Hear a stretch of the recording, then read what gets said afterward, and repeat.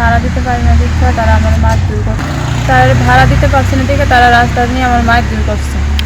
কে মারধর করছে? তাই মিসেস তাই হাজবেন্ড। আপনার বাড়ি কোনখানে? জগৎপুর। ওইখানে কি নিজের বাড়ি না ভাড়া থাকে? ভাড়া থাকি। মালিকের নাম কি? যতীন্দ্র দেবনাথ।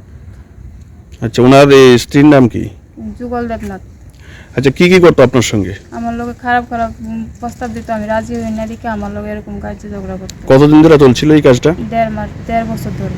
আপনি জানাইছেন নি কারোরে? জানাইছি, তাই মিসেসরে জানাইছি, তাই মিসেসে উল্টা আমার লোকে ইয়ে করছে। আচ্ছা, স্থানীয় ক্লাব বা কোনো নেতৃত্ব তাদেরকে? ক্লাবে গিয়ে কোনো ইয়ে পাইলাম না।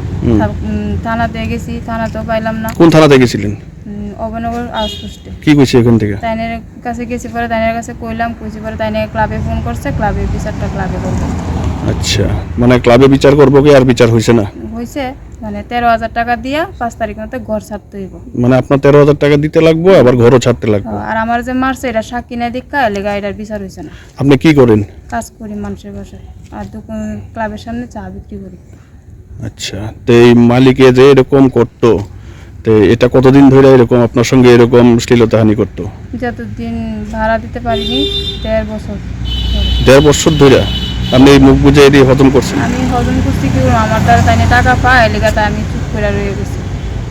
তাই মিসেসরে জানাইছি, তাই মিসেসে এটা বিশ্বাস করছে না। তাই আমার ঘরে একদিন গেছিলো, পরে আমার মেয়ে ফোট তুলছে, তাই পাঠাইছি।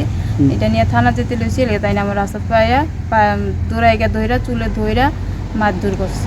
মানে আপনার ঘরে গিয়ে আপনার সঙ্গে অসভ্যতা আমি করছিল, পরে আপনার মেয়ে এটা ছবি তুলছিল, তো এটা নিয়ে আপনি থানার যাওয়ার সময় আপনারে অ্যাটাক করছে?